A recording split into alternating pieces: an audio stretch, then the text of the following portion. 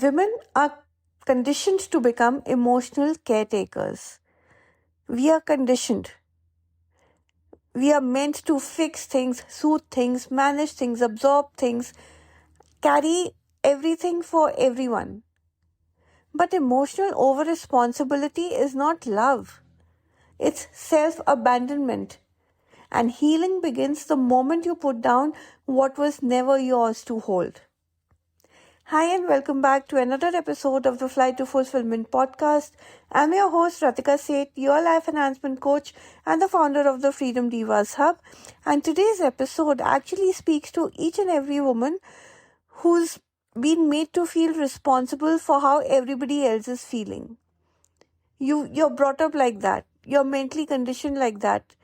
You think at least that you're responsible for your partner's moods, your family's expectations, your team's success, your friends' problems, your children's emotions, and, disappointment of your loved ones. Now, this over-responsibility, this quiet belief that it is your job to hold everything together, well, that's really not the fact.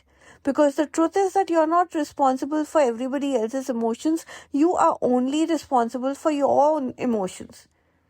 And the minute you begin healing this pattern of being emotionally over-responsible for everybody else, you start reclaiming back your energy, your clarity, your boundaries. And your life becomes this happy, fulfilled life once again. So today we are diving into 5 steps that will help you heal this emotional over-responsibility, this burden that you've been taking upon yourself. Firstly, recognize the emotional loads that you've been carrying, because healing starts with awareness.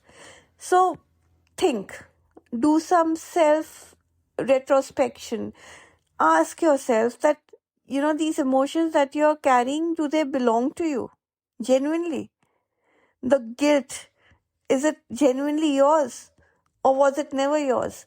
Disappointment, was it yours?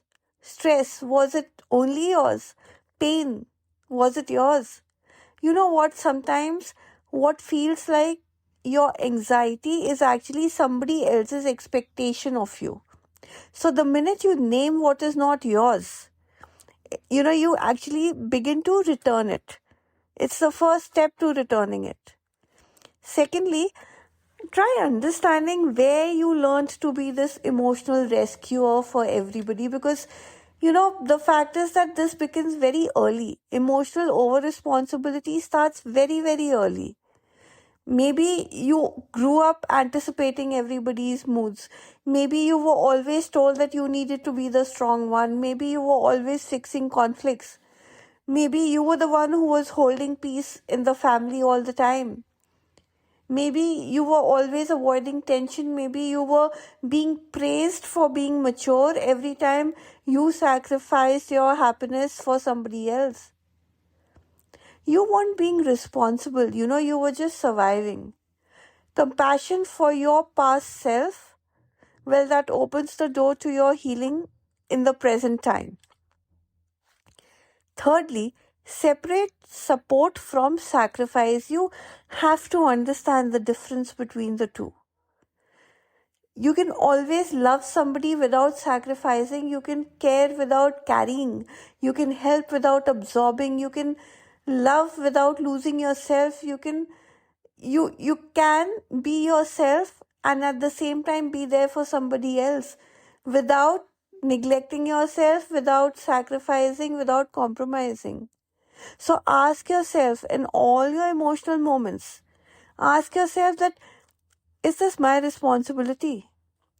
Or is it their responsibility and I'm there for them, yes, but eventually it's their thing. It's their responsibility. So all you need to do is offer support, and support is healthy. It's only when you start sacrificing your own happiness that is self-abandonment. You are not meant to be everybody else's emotional cushion. Number 4, let people feel their things. It's their thing. So let people feel their things without fixing them for them. And this, trust me, is very hard, okay? This is the hardest step, but it is also the most liberating one. So you don't have to rescue, you don't have to interrupt, you don't have to repair, you don't have to make it better. You don't have to soothe them unnecessarily. You just have to protect them and support them in their moment of discomfort, knowing that eventually this is their journey and they will have to go through it themselves. You are there as a support, but you cannot walk that path for them. Your job is not to eliminate the pain. You cannot eliminate their pain because it is their pain and not yours. Okay? And you need to stay connected to yourself. So you need to create space for others and yourself when you let emotions flow naturally. You have to know the truth.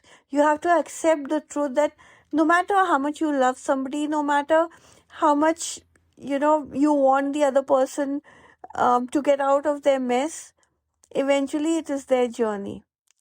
And you're just there to support them. You cannot walk that journey for them.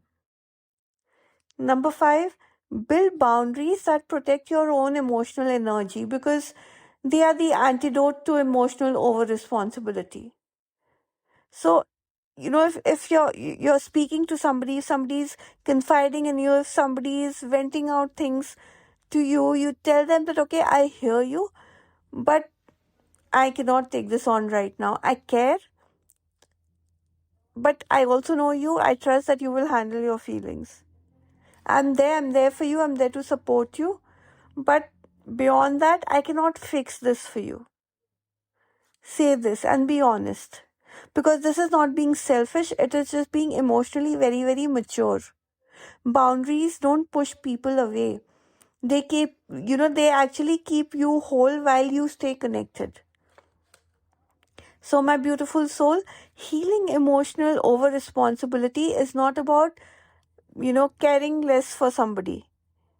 It's about caring in a healthier manner. It's about caring in a more aligned manner, more aligned way. You don't have to, carry every emotion in the room. You care for people, right? So caring has to be healthy. You don't have to fix what is not yours. You don't have to absorb the emotional storms of others. You have to prioritize your peace. You are allowed to protect your energy. It is not being selfish, and you're definitely allowed to return emotions that do not belong to you. So, well, if you're ready to build emotional freedom, clarity, self-trust, come and join us inside the Freedom Divas Hub, where women rise to their strongest, clearest, and most aligned selves.